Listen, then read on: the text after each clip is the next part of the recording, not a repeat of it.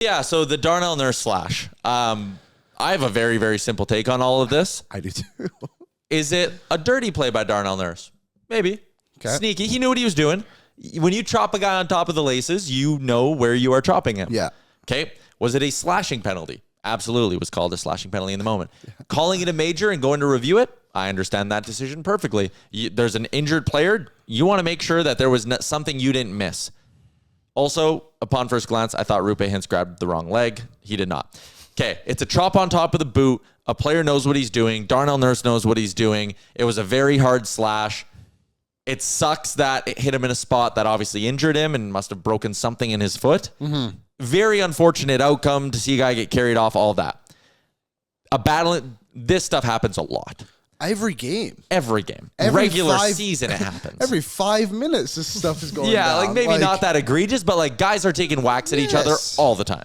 And I just think too, like, with how quickly Nurse reacted to the cross check, I don't even think he like fully intended to catch him where he did. Nope. I think he meant to get him on like the shin pads and maybe just gone a little bit lower, but my goodness, I saw Dallas Stars fans comparing this to Alex Pietrangelo and Leon Draisaitl. Which is, by the way, not even close to the same thing. Nope. It is, again, unfortunate Roope Hintz got injured.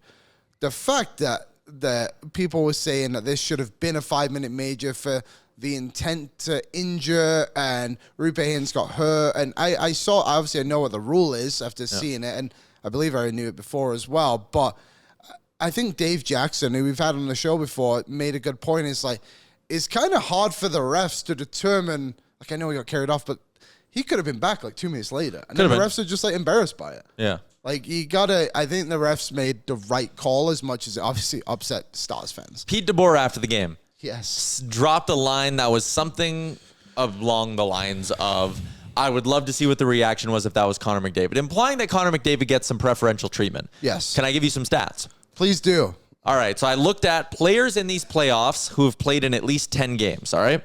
So you kind of take out the guys who are in the first round who can maybe skew some numbers, whatever. Yeah. Penalties drawn in these playoffs. You want to take a stab at who's second in the NHL? Roope Hintz. Roope Hintz.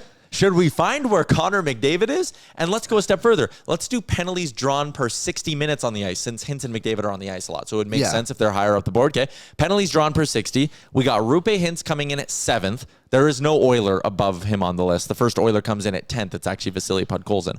But Roope Hintz is 7th. Connor McDavid is, one sec, I'm still scrolling. There we are. 46th. Okay. The idea, and I get DeBoer, the gamesmanship of it all. Yes. He was standing basically on the tarmac at the airport doing his press conference, DeBoer, and said that they still weren't clear if Roope Hintz was going to travel with the team to Dallas. The plane was boarded.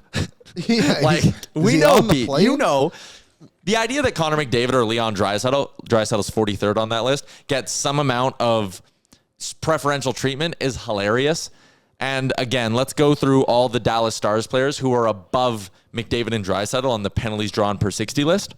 We got Oscar Bach, Granlund, Rantanen, Bichelle, Steele, might need half the damn roster, Sagan, Sam Steele, Roope Hintz. Like, they have like 8 guys who draw more penalties than McDavid or Draisaitl. I don't know. I get DeBoer's got to do it, right? He's got to stick up for his team. That's totally fair, and I get it.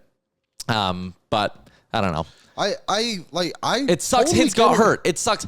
Also, Roope Hintz doesn't make last night anything different. Maybe it's 6-2 or 5-2. Even that's probably a stretch. Yeah, like, he's a good player. Yep. But I'm trying to find it here. This must have been, the Oilers must have lost that game. Carson Soucy, did he get a penalty at the end? He got suspended. He got a cross-checking penalty, but Zadorov didn't get anything in that. No.